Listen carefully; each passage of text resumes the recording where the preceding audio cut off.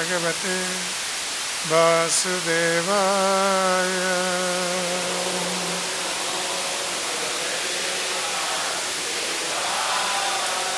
ॐ नमो भगवते वासुदेवाय।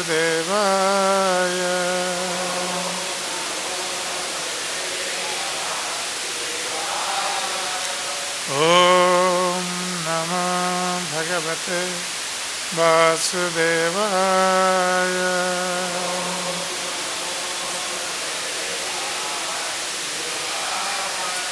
नारायणं नमस्कृत्य नरं चैव नरोत्तमं देवीं सरस्वतीं व्यासं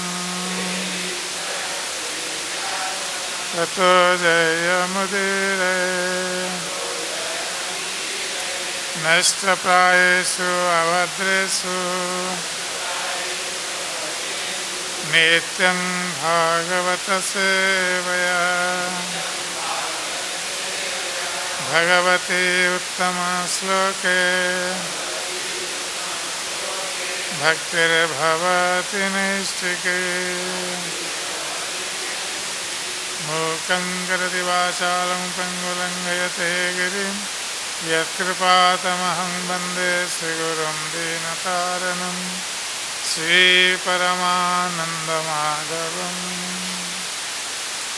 ॐ अज्ञानतिमिरन्धस्य ज्ञानाञ्जनशलाकया चक्षुरुन्मिलितं येन तस्मै श्रीगुरवे नमः। श्रीचैतन्यमनोभीष्टं स्थापितं येन भूतले स्वयं रूप गदामयं ददाति स्वपदान्तिकं। वन्देऽहं श्रीगुरो श्रीयुतपदकमलं श्रीगुरुन् वैष्णवंश्च श्रीरूपं साग्रजातं सगणरघुनाथ नितं तं सजीवं साद्वैतं सावधूतं परिजनसहितं कृष्णचैतन्यदेवं श्रीराधाकृष्णपादान् सगणललिता श्रीविशाखान्वितं च। हे कृष्ण करुणा सिन्धो दीनबन्धो जगत्पते गोपेश गोपिकान्त राधाकान्त नमस्तुते। तप्तकाञ्चन गौराङ्गी राधे वृन्दावनेश्वरी वृषभानुसुते देवी प्रणमामि हरिप्रिये। वंशाकल्पतरुभ्यश्च कृपासिन्धुभ्येव च पतितानां पावनेभ्यो वैष्णवेभ्यो नमो नमः।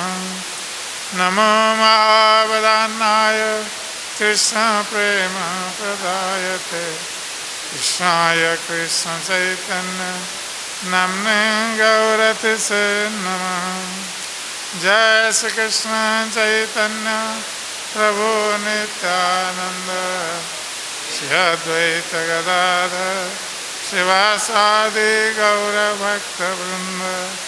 हरे कृष्ण कृष्ण कृष्ण हरे हरे हरे राम राम राम हरे हरे। हरे कृष्ण कृष्ण कृष्ण हरे हरे हरे राम राम हरे हरे। हरे कृष्ण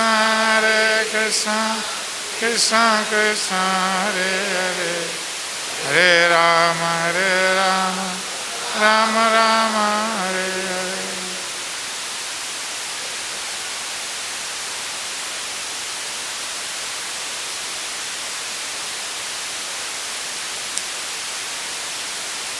आज यहाँ पर उपस्थित भक्त सज्जन वृंद और मातृवृंद, आज परम पवित्र दिवस है, बहुलाष्टमी और श्री राधा कुंड स्नान का पुण्य दिन है। इस अवसर पर हम श्री राधा कुंड और श्याम कुंड के आविर्भाव के संबंध में चर्चा करेंगे।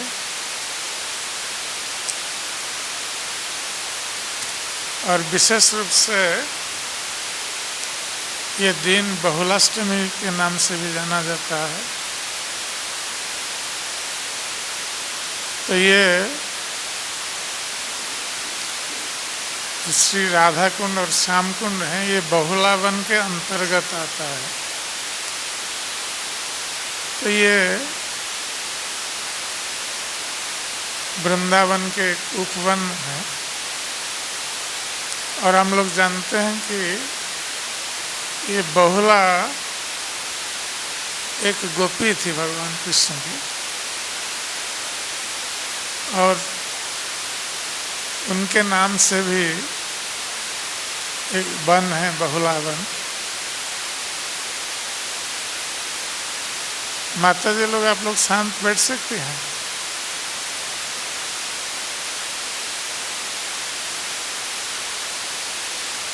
और इसके साथ साथ और एक कथा भी है।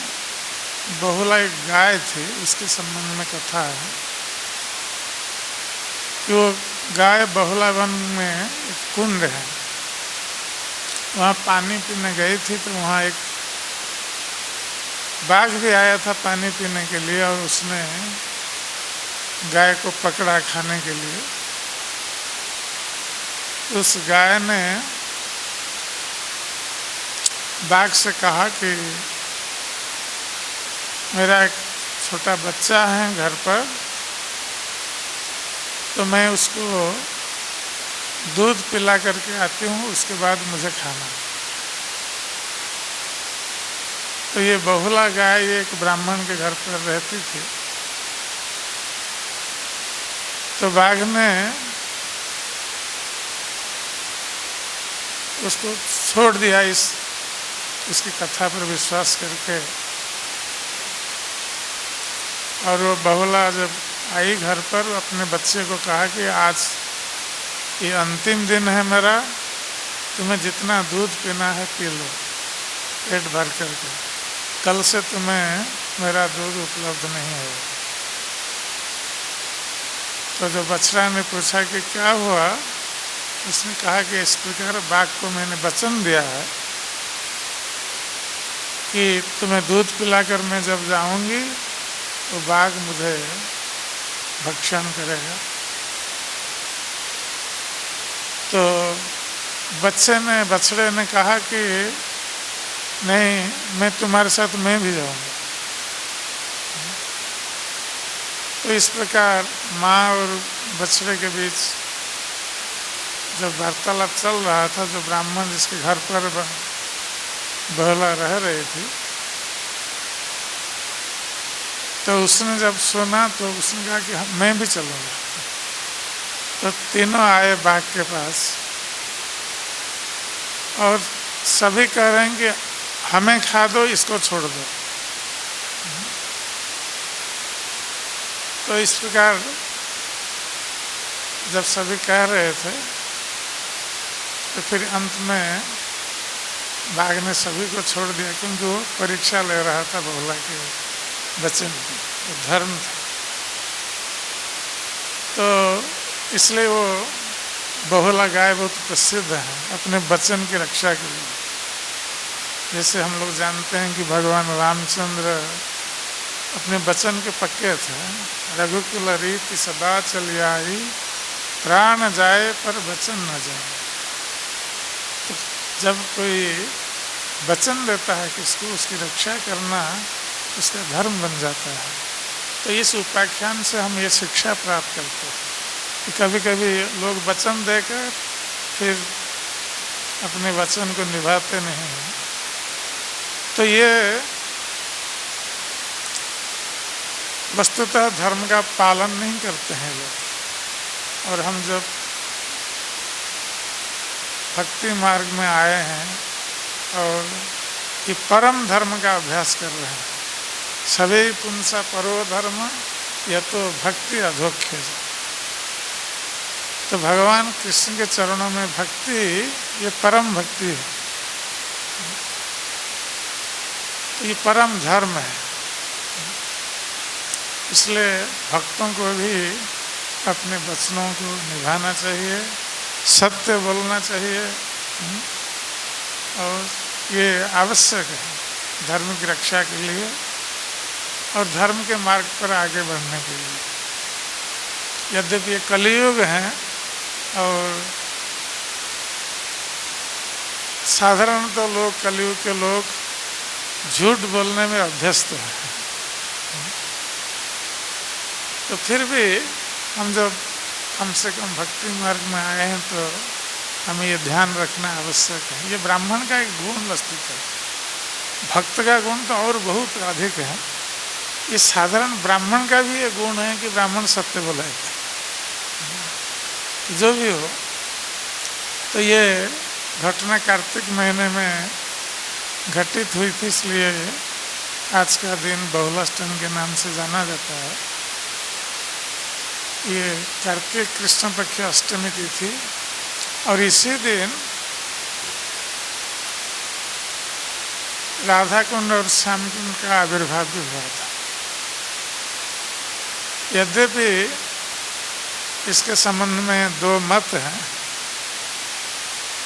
अभी अभी आज सुबह हम घोषणा में सुन रहे थे कि हमारे गवर्निंग बॉडी कमीशन रिसर्च के आधार पर वो बता रहे हैं कि चैत्र पूर्णिमा राधा कुंड श्याम कुंड की आविर्भाव तिथि है, किंतु ब्रज में आज के दिन ही सभी मानते हैं राधा कुंड और आविर्भाव तिथि। तो जो भी हो, हमें यह जानना आवश्यक है कि राधा कुंड और श्याम कुंड का आविर्भाव कैसे हुआ और ये भगवान कृष्ण को कितना प्रिय है, ये दोनों कुंड, और विशेष रूप से राधा कुंड। तो जैसे ये शास्त्र में बताया गया है, यथा राधा प्रिया विष्णु तस्या कुंडं प्रियं तथा। जिस प्रकार श्रीमती राधा रानी भगवान कृष्ण की परम प्रेयसी है, समस्त प्रियाओं में, प्रियावलियों में श्रेष्ठा है, तो उसी प्रकार उनका जो कुंड है राधा कुंड, ये भी भगवान कृष्ण को अत्यंत प्रिय है। सर्व गोपीषु सेवैका विष्णु अत्यंत वल्लभा। ये समस्त गोपियों में सर्वश्रेष्ठ श्रीमती राधा रानी जो सेवा के द्वारा भगवान कृष्ण को प्रसन्न करती है, इसलिए भगवान कृष्ण की अत्यंत प्रिया है। तो ये राधा कुंड की महिमा के संबंध में बताया गया है ये बराह पुराण में। सर्व पाप हरम तीर्थम नमस्ते हरिमुक्ति।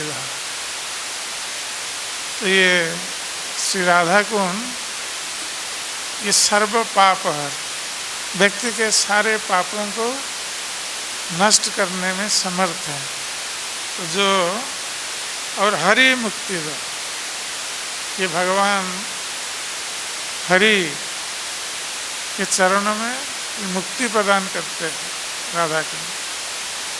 तो ये मुक्ति कोई सायुज्य मुक्ति नहीं, ये बाकी जो वैष्णव मुक्ति है, सारूप्य, सामीप्य, सालोक्य और षष्ठी। तो ये नमः कैवल्यनाथाय राधा कृष्ण विदाय। तो ये मुक्ति में जो सर्वश्रेष्ठ है वस्तुतः कृष्ण प्रेम।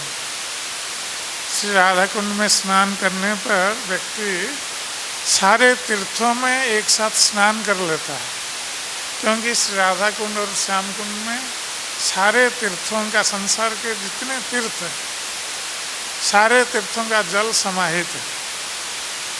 इसलिए जो कोई व्यक्ति श्री राधा कुंड और श्याम कुंड में स्नान करता है, वो एक साथ सारे तीर्थों के जल में स्नान करता है और समस्त पापों से मुक्त हो जाता है और उसके हृदय में भगवान कृष्ण के प्रति प्रेम उत्पन्न होता है। और ये राधा कुंड जो है, कि गोवर्धन गिरो रम्य राधा कुंडं प्रियं हरे, ये पद्म पुराण में उल्लेख है कि श्री गोवर्धन की तलहटी में ये जो राधा कुंड है, ये अत्यंत भगवान कृष्ण का प्रिय है।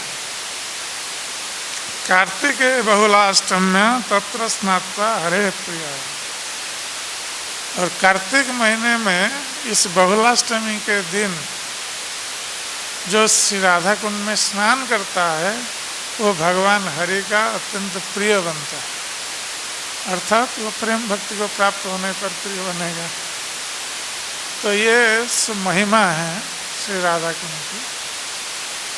और इसकी सृष्टि कैसे हुई, ये भी हमें जानना आवश्यक है। तो हम लोग जानते हैं कि भगवान श्री कृष्ण जो ब्रज में लीला कर रहे थे और उनका वध करने के लिए कंस ने अरिष्टासुर को भेजा था। कंस ने कई असुरों को भेजा था कृष्ण बलराम का वध करने के लिए। तो अरिष्टासुर आया था कृष्ण का वध करने के लिए और एक सांड का रूप लेकर आया था, बहुत विशाल का सांड था, वृषभ। और जब आया शाम के समय, संध्या का समय था, और बहुत जोर जोर से वो गर्जना कर रहा था और अपने खुरों से भूमि को खोद रहा था। तो इस प्रकार विशाल का अरिष्टासुर जब आया तो सारे ब्रजवासी उसको देखकर डर गए। ये इधर उधर घूम रहा था सारे ब्रज में और कृष्ण को खोज रहा था। तो जब सारे ब्रजवासी डर गए तो सभी ब्रजवासियों का एकमात्र आश्रय कौन है? भगवान श्री कृष्ण। ये ब्रजवासियों के भय को हरण करने वाले हैं। तो ये जब ब्रजवासी लोग आए भगवान कृष्ण के पास और कृष्ण से कहा कि हमारी रक्षा करो, रक्षा करो, तो भगवान कृष्ण ने कहा कि तुम लोग सब चिंता मत करो, मैं देखता हूँ। तो भगवान कृष्ण उपस्थित हो गए अरिष्टासुर के पास और उपस्थित होकर उन्होंने अपने बाहु में ऐसा थप्पड़ लगाया जैसे बाहस्फोट मारते हैं युद्ध से पहले। इसका अर्थ है कि भगवान कृष्ण अरिष्टासुर को आह्वान कर रहे थे और भगवान कृष्ण ने कहा कि तुम दुष्ट, इस ब्रज में आकर हमारे ब्रजवासियों को तुम उनके मन में भय उत्पन्न कर रहे हो, इसलिए आज मैं तुम्हारा विनाश करूँगा। तो जब इस प्रकार कहा और एक सखे के कंधे पर अपना बाएं हाथ रखकर, जैसे वो उनको भय नहीं है अरिष्टासुर से भगवान कृष्ण को, तो इस प्रकार खड़े रहे भगवान कृष्ण। तो अरिष्टासुर ने जब देखा कि कृष्ण उससे भय प्राप्त नहीं हो रहे हैं और आराम से खड़े हैं अपने सखे के, एक सखा के कंधे पर हाथ रख करके और बाहस्फोट मार रहे हैं, तो अरिष्टासुर और क्रोधित हो गए और क्रोधित होकर उसके दो बड़े बड़े सींग थे, तो सिंह को आगे करके बहुत द्रुत गति से वो कृष्ण को मारने के लिए दौड़ा। किंतु भगवान कृष्ण जहाँ खड़े थे वहीं खड़े थे, वो विचलित नहीं हुए। और वो अरिष्टासुर बहुत जोर से आ रहा था उनकी ओर, तो भगवान कृष्ण ने उसके दोनों सिंहों को पकड़ लिया। पकड़ करके उसको ऐसे जोर से ठेला कि ये ठेल दिया उस अरिष्टासुर को, तो ये 18 फीट पीछे जाकर गिरा। और भगवान केवल हाथ से ठेल रहे थे, तो 18 फीट पीछे जाकर गिरा। और गिर करके थोड़े समय के लिए वो थक गया, क्योंकि बहुत जोर से उसको धक्का लगा था। तो कृष्ण ने ऐसे धक्का लगाया था और गिरा दिया था। तो फिर दूसरी बार उठा, दूसरी बार उठ करके वो गया कृष्ण पर आक्रमण करने के लिए। तो इस बार भगवान कृष्ण ने उसके दोनों सिंहों को पकड़ लिया और ऐसे घुमा घुमा करके नीचे पटक दिया। और नीचे पटक करके एक सिंह भगवान कृष्ण ने निकाल लिया और उसी पर प्रहार करने लगे सिंह से, उसी के सिंह से। तो इस प्रकार अरिष्टासुर, उसका मुख से रक्त निकलने लगा और उसने प्राण त्याग दिया। तो इस प्रकार भगवान कृष्ण ने किसी अस्त्र शस्त्र का सहारा नहीं लिया, केवल हाथ से अरिष्टासुर का वध कर दिया। और उसके पश्चात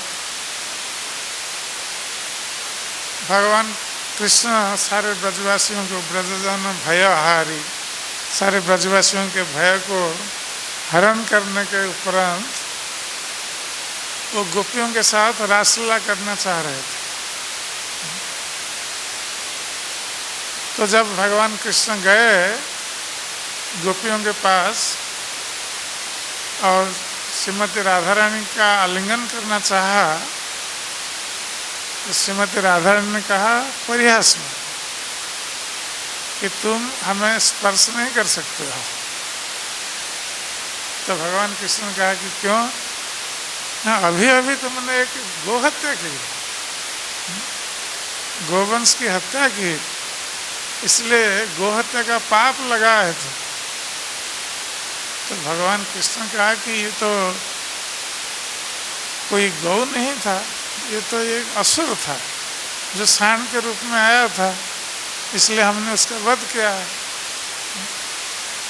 तो श्रीमती राधा ने कहा कि इंद्र ने भी वृत्तासुर का वध किया था और वृत्तासुर का वध करने के बाद इंद्र को भी, क्योंकि वो असुर था इसलिए इंद्र ने वध किया, किंतु वृत्तासुर को वध करने के बाद उसको ब्रह्म हत्या पाप भी लगा था इंद्र।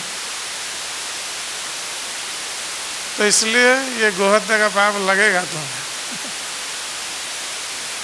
तो भगवान कृष्ण ने कहा कि तब फिर हम इसे कैसे मुक्त होंगे?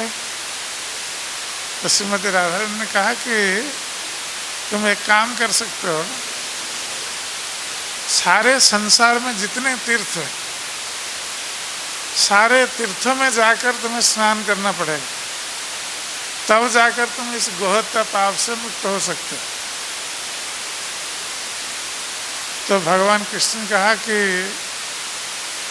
ठीक है, यदि सारे संसारों के तीर्थों में स्नान करने पर मैं गोहत्या पाप से मुक्त हो जाऊंगा, तो मैं संसार के सारे तीर्थों को यहीं बुलाता। तो सभी के देखते देखते भगवान कृष्ण ने बुलाया सारे तीर्थों, उनका स्मरण किया। और भगवान सत्य संकल्प है, इनका एक दूसरा नाम है सत्य संकल्प। जो मन में संकल्प करते हैं, इच्छा करते हैं, वो सत्य हो जाता है। तो जैसे स्मरण किया तो सारे तीर्थगण वहाँ उपस्थित हो गए जल के रूप में। तो भगवान कृष्ण ने इससे पहले क्या किया था कि पहले अपनी एड़ी से नीचे जमीन को मारा था लात, इससे एक गड्ढा हो गया जमीन में। और जमीन के नीचे से कौन सा नदी है जमीन के नीचे? भोगवती। ये गंगा का ही रूप है। गंगा देवी ये 3 रूपों में 3 लोकों में प्रकाशित होती है। ये स्वर्ग में मंदाकिनी के नाम से, जो स्वर्ग गंगा है, और धरती पर गंगा नदी भागीरथी के नाम से, और वही गंगा नदी जब पाताल लोक में जाती है उनका नाम होता है भोगवती। तो भोगवती नदी का जल आ गया ऊपर, अर्थात गंगा का जल ही ऊपर आया, और सारे तीर्थ सब आए पानी के रूप में, और वो कुंड भर गया। तो गोपियों ने कहा कि ये पता नहीं कृष्ण ने कोई मंत्र तंत्र करके जल को ले लिया, यहाँ ला दिए हैं, और ये हम कैसे मानेंगे कि सब तीर्थ यहाँ उपस्थित हुए। तो भगवान कृष्ण ने तीर्थों को कहा कि तुम लोग अपना परिचय दो ये सभी के सामने।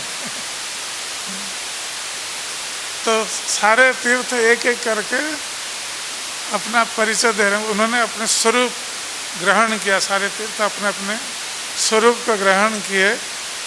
और कोई कहता है कि मैं गंगा हूँ, मैं यमुना हूँ, मैं सिंधु हूँ, मैं कावेरी हूँ, मैं सागर हूँ, मैं प्रयाग हूँ।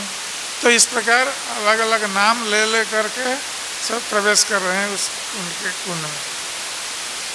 तो गोपियों को विश्वास हुआ ये सारे तीर्थ वस्तुतः आए हैं, और एक बहुत बड़ा सुंदर कुंड बन गया जिसको कृष्ण कुंड या श्याम कुंड बोलते हैं। तो पहले श्याम कुंड की सृष्टि हुई, और भगवान कृष्ण ने उसी जल में स्नान किया। तो स्नान करने के उपरांत भगवान कृष्ण ने गोपियों से कहा कि अब तो मैंने तीर्थों में, सारे तीर्थों में स्नान कर लिया, अब तो हम पवित्र हो गए। तो आप लोग भी स्नान करो इस जल में, सारे तीर्थों के जल में। तो गोपियों ने कहा कि इस जल में हम स्नान नहीं करेंगे। तुम्हारे गोहत्या का जितना पाप था, ये जल में स्नान करने के बाद सारे पाप इस जल में आ गए, और हम स्नान करेंगे इस जल में तो सारे पाप हम में आ जाएंगे, इसलिए हम स्नान नहीं करेंगे। इसे प्रयास चल रहा था, प्रयास में बोल रहे थे। तो कृष्ण ने कहा कि अच्छा ठीक है, तुम लोग हमारे कुंड में स्नान नहीं करोगी, तो अच्छा ठीक है, तुम लोग अपना कुंड बनाओ फिर। तो भगवान कृष्ण ने गोपियों से कहा अपना कुंड बनाने के लिए। तो श्रीमती राधा ने कहा कि ठीक है, हम अपना कुंड बनाएंगे। तो श्रीमती राधा ने सारे गोपियों को आदेश दिया, सभी अपने कंकण से खुदाई करने लगे। जहाँ अरिष्टासुर का वध हुआ था उसके पास, तो वहाँ खुदाई करने लगे, और एक सुंदर कुंड बन गया। बहुत सारी गोपियाँ थी, हजारों की संख्या में। तो वहाँ बहुत सुंदर कुंड बन गया, और जब कुंड बन गया, अब जल की आवश्यकता है कुंड भरने के लिए। तो श्रीमती राधा ने कहा गोपियों से कि तुम लोग एक काम करो, सब हाथ में कलश लेकर तुम मानसी गंगा जाओ। गोवर्धन में मानसी गंगा है, तो वहाँ से जल भर कर लाओ। तो इतनी दूर से जल भर करके लाएंगे तो सारी गोपियाँ सब लाइन में खड़ी होगी।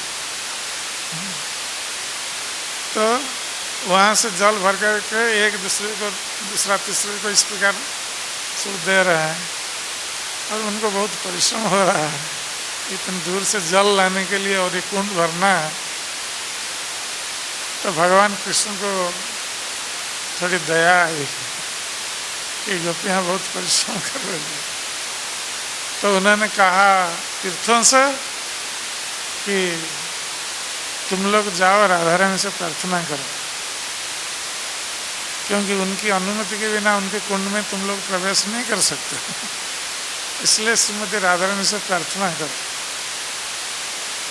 तो ये तीर्थगण श्रीमती राधा रानी के पास गए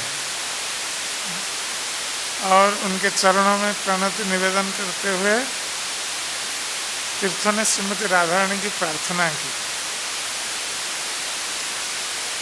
तो जब सारे तीर्थ प्रेम पूर्वक राधा रानी की कृपा प्राप्त करने के लिए प्रार्थना कर रहे थे, तो उनकी प्रार्थना से श्रीमती राधा रानी संतुष्ट हो गई और संतुष्ट होकर श्रीमती राधा रानी ने तीर्थों से कहा कि मैं तुम्हारी प्रार्थनाओं से संतुष्ट हूँ, अब तुम बताओ तुम लोग क्या चाहते हो मुझसे। तो सारे तीर्थों ने कहा कि आप यदि हमारे ऊपर संतुष्ट हैं तो आप हमारे ऊपर यही कृपा कीजिए कि हम आपके कुंड में हम लोग प्रवेश करना चाहते हैं। तो जब श्रीमती राधा रानी ने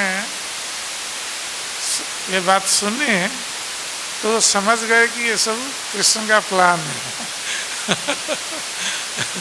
कृष्ण ने ये योजना बनाई है, ये तीर्थों को भेजा है मेरे पास ऐसे प्रार्थना करके मुझसे वरदान प्राप्त करने के लिए। तो श्रीमती राधा रानी कृष्ण को टेढ़ी नज़र से देख रही थी। तो फिर श्रीमती राधा रानी ने उन सारे तीर्थों से कहा कि ठीक है, तुम लोग आ सकते हो हमारे कुंड में। और जैसे ही श्रीमती राधा रानी ने ये आदेश दिया तो सारे तीर्थ एक साथ श्याम कुंड का जो बांध था उसको तोड़ करके वो राधा कुंड में प्रवेश कर गए और इस प्रकार राधा कुंड में तीर्थों का सारा जल भर गया। और भगवान श्री कृष्ण ने कहा गोपियों से कि ये तुम्हारा जो कुंड है, जिस प्रकार श्रीमती राधा रानी मेरी प्रिया है, उसी प्रकार उनका कुंड भी मेरा अत्यंत प्रिय है। और जो व्यक्ति श्रीमती राधा रानी के कुंड में स्नान करेगा वो हमारे प्रेम को प्राप्त होगा। जय श्री राधा कुंड की, जय श्री श्याम कुंड की। तो इस प्रकार भगवान कृष्ण ने राधा रानी से कहा कि तुम्हारा ये कुंड मेरा अत्यंत प्रिय और मैं प्रतिदिन तुम्हारे कुंड में आकर स्नान करूँ और मेरे कुंड से तुम्हारा कुंड सारे जगत में प्रसिद्धि लाभ करे, प्रसिद्ध होगा।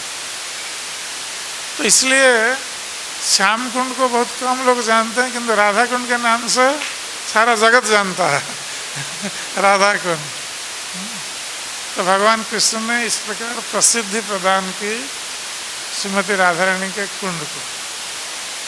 और श्रीमती राधा रानी ने कहा कि आप जैसे हमारे प्रिय हैं उसी प्रकार आपका कुंड भी हमारा सबसे अधिक प्रिय हो और मैं अपने सहेलियों के साथ प्रतिदिन तुम्हारे कुंड में स्नान करूंगी। इसलिए श्रीमती राधा रानी प्रतिदिन श्याम कुंड में भी स्नान करती है। तो इस प्रकार श्रीमती राधा रानी कहते कि जो श्याम कुंड में स्नान करेगा वो हमारा प्रिय बनेगा। तो इस प्रकार भगवान कृष्ण श्रीमती राधा रानी और गोपियों के साथ राधा कुंड में स्नान किया और जल विहार किया, और सारी गोपियों के साथ श्याम कुंड में भी गोपियों ने जल विहार किया। तो इस प्रकार राधा कुंड और श्याम कुंड प्रसिद्ध हुआ तभी से। और राधा कुंड श्याम कुंड इतना प्रिय है भगवान कृष्ण को, विशेष रूप से राधा कुंड, कि भगवान कृष्ण की जो अंतरंग लीलाएं हैं श्रीमती राधा रानी और गोपियों के साथ, ये राधा कुंड में ही, उसके आसपास ही संपन्न हो रही। और राधा कुंड के श्याम कुंड के चारों तरफ सब गोपियों के कुंज हैं, जैसे ललिता कुंज, विशाखा कुंज और तुंग विद्या कुंज, ये सब बहुत सारी गोपियों के कुंज हैं चारों तरफ। इस प्रकार भगवान श्री कृष्ण की लीलाएं श्रीमती राधा रानी के साथ वहाँ पर होती है। तो जब भगवान कृष्ण इस धराधाम त्याग करके सारे ब्रजवासियों को साथ लेकर अपने गोलोक वृंदावन धाम में चले गए प्रकाश रूप से, यद्यपि भगवान कृष्ण अभी भी यहाँ उपस्थित हैं किंतु अप्रकट रूप से, तो प्रकट रूप से भगवान कृष्ण सारे ब्रजवासियों को लेकर अपने धाम चले गए। तो ये ब्रज पूरा खाली हो गया था। उसके पश्चात भगवान के कृष्ण के पोते वज्रनाभ ये मथुरा के राजा हुए। उस समय परीक्षित महाराज हस्तिनापुर के सम्राट थे और वज्रनाभ मथुरा के राजा।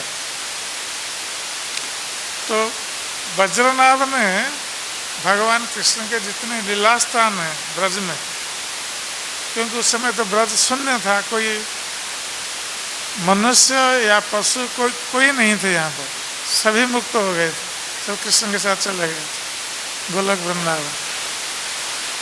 तो ये शून्य पड़ा था। तो वज्रनाभ ने भगवान कृष्ण के जो लीला स्थल थे, इन सारे लीला स्थलों का उद्धार किया था, और उन्होंने भी राधा कुंड, श्याम कुंड और जितने भी लीला स्थान हैं उनका उद्धार किया था सांडिल्य मुनि के निर्देश में। और उसके पश्चात 4-5 हजार वर्ष व्यतीत हो गए और लीला स्थान धीरे धीरे लुप्त हो गए थे। और हम लोग जानते हैं कि जब चैतन्य महाप्रभु आए ब्रज में, तो उस भगवान के लीला स्थान सब जा रहे थे, जैसे लोग बता रहे थे, तो लीला स्थान भ्रमण कर रहे थे और राधा कुंड श्याम कुंड कहाँ है ये खोज रहे थे। तो उस समय राधा कुंड एक गांव था जिसका नाम था अरिट ग्राम। ये अरिष्टासुर के नाम से बना था अरिट ग्राम। तो चैतन्य महाप्रभु जाकर जो वहाँ पर तमाल तला है जहाँ चैतन्य महाप्रभु बैठे थे, अभी भी हैं, श्याम कुंड के पास तमाल वृक्ष हैं, इसके नीचे बैठे थे चैतन्य महाप्रभु, और वो राधा कुंड श्याम कुंड की खोज कर रहे थे कि कहाँ राधा कुंड श्याम कुंड है, क्योंकि वो लुप्त हो गए। तो श्री चैतन्य महाप्रभु ने वहाँ के लोगों से पूछा कि ये राधा कुंड श्याम कुंड कहाँ है, तो कोई बता नहीं पाया क्योंकि उनको पता नहीं था। तो एक व्यक्ति ने कहा कि वहाँ सब खेत था, जमीन में ये सब ये चावल वगैरह उगाते थे। तो 1-2 जमीन आसपास थी जिसमें थोड़ा पानी रहता था। तो एक का नाम था काली खेत, एक का नाम था गोरी खेत। तो किसी ने बताया चैतन्य महाप्रभु को कि यहाँ ये 2 जमीन है जिसमें थोड़ा पानी है, तो एक काली खेत है, एक गोरी खेत है। तो चैतन्य महाप्रभु समझ गए, किंतु वो स्वयं तो कृष्ण थे और वो राधा कुंड श्याम कुंड का प्रकाश करना चाहते थे। तो उन्होंने जाकर जब स्नान किया दोनों कुंड में, तो वो प्रेमाविष्ट हो गए चैतन्य महाप्रभु, और हे राधे हे कृष्ण कहकर प्रेम विह्वल होकर वो नृत्य करने लगे। और इस प्रकार चैतन्य महाप्रभु समझ गए कि यही काली खेत जो है श्याम कुंड, ये गौरी खेत राधा कुंड है। तभी से गोस्वामीगण और चैतन्य महाप्रभु के जो अनुयायी हैं, ये उन दोनों को राधा कुंड श्याम कुंड के रूप में जानकर वहीं स्नान आदि करते थे। और हम लोग जानते हैं कि रघुनाथ दास गोस्वामी चैतन्य महाप्रभु का आदेश प्राप्त होकर वो ब्रज में आए थे और राधा कुंड के पास निवास करते थे। तो उनके मन में एक बार आया कि हम राधा कुंड और श्याम कुंड का पुनरुद्धार करें और अच्छी तरह उसका बांध ये करके सीढ़ियाँ बनाएं, जैसे लोग स्नान कर पाएंगे। किंतु उनके मन में ऐसा आया, फिर उन्होंने सोचा कि नहीं नहीं, मुझसे अपराध हो गया, ये राधा कुंड और श्याम कुंड दोनों दिव्य हैं और हम इसमें बांध करके सीढ़ियाँ बना करके हम उसका संस्कार करना चाहते हैं, ये ठीक नहीं है, हमसे वो अपराध हो गया है। तो ये सोचकर फिर उन्होंने कुछ किया नहीं। किंतु एक दिन बद्रीनाथ धाम से एक व्यक्ति आकर पहुंचा राधा कुंड में रघुनाथ दास गोस्वामी के पास। तो उन्होंने रघुनाथ दास गोस्वामी से प्रणाम किया और कहा कि बद्रीनाथ जी ने स्वप्न में मुझे आदेश दिया है कि हम कुछ सेवा करना चाहते थे बद्रीनाथ में, तो बद्रीनाथ ने मुझे आदेश दिया कि तुम जो सेवा करना चाह रहे हो तुम ब्रज में जाओ और वहाँ रघुनाथ दास गोस्वामी के पास जाओ और वहाँ वो राधा कुंड और श्याम कुंड के पुनरुद्धार के लिए सोच रहे हैं, उनको तुम अर्थ प्रदान करो, इससे हमारी सेवा हो जाएगी। तो जब उस व्यक्ति ने रघुनाथ दास गोस्वामी से इस प्रकार कहा, तो रघुनाथ दास गोस्वामी समझ गए कि ये भगवान कृष्ण की इच्छा है कि हम राधा कुंड श्याम कुंड का पुनरुद्धार करें, संस्कार करें। क्योंकि पहले तो नहीं चाह रहे थे, फिर अर्थ भी नहीं ले रहे थे उस व्यक्ति से, किंतु उन्होंने बद्रीनाथ का नाम लिया, तब फिर उन्होंने ग्रहण किया। तब जाकर रघुनाथ दास गोस्वामी ने इन दोनों कुंडों का संस्कार करवाया। राधा कुंड तो चकोर होकर बहुत अच्छा सुंदर बन गया। जब श्याम कुंड को चकोर बनाने के लिए प्रयास कर रहे थे, तो उसके लिए कुछ वृक्षों को काटना था। तो एक दिन रात में रघुनाथ दास गोस्वामी ने स्वप्न देखा। तो स्वप्न में ये 5 व्यक्ति स्वप्न में आए और रघुनाथ दास गोस्वामी को बताया कि हम लोग 5 पांडव हैं, हम इस श्याम कुंड के तट पर भजन कर रहे हैं वृक्ष के रूप में, इसलिए हमको मत काटना।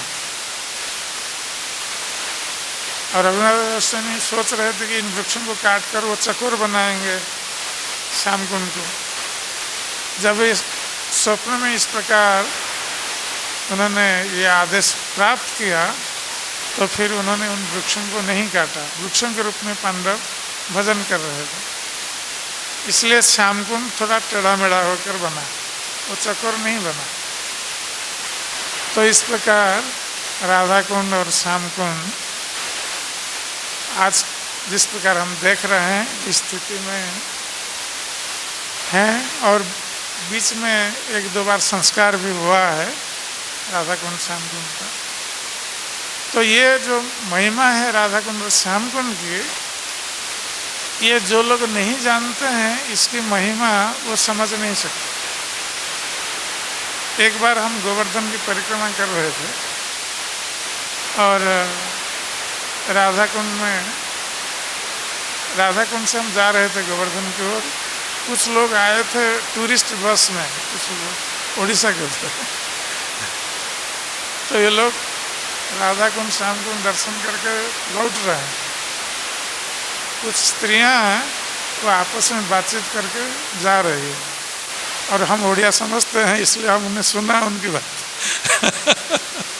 हम पीछे जा रहे थे तो एक स्त्री दूसरी स्त्री से बोलती है कि ये दो पोखर दिखाने के लिए हमें ले आए इधर, और हमारे गांव में तो इससे बहुत बड़ा बड़ा पोखर है, सरोवर है। तो ये राधा कुंड श्याम कुंड का दर्शन करके ये सोच रहे हैं कि ये दोनों दो सरोवर केवल हैं, पोखर है, इससे अतिरिक्त कुछ नहीं है। क्योंकि जो लोग उनको लेकर आए थे, उनका गाइड जो, उन्होंने इसकी महिमा नहीं बताई, इसलिए उन लोगों ने सोचा कि ये दो पोखर हैं। तो इसलिए राधा कुंड श्याम कुंड की महिमा हमें जानना आवश्यक है और उसको बताना भी आवश्यक है। जैसे हम भक्त लोग आते हैं तो उनको बताना चाहिए, तब जाकर राधा कुंड श्याम कुंड की महिमा चारों ओर प्रकाशित होंगी, और इस प्रकार हम राधा कुंड श्याम कुंड श्रीमती राधा रानी और श्याम सुंदर को प्रसन्न कर सकेंगे। हरे कृष्ण।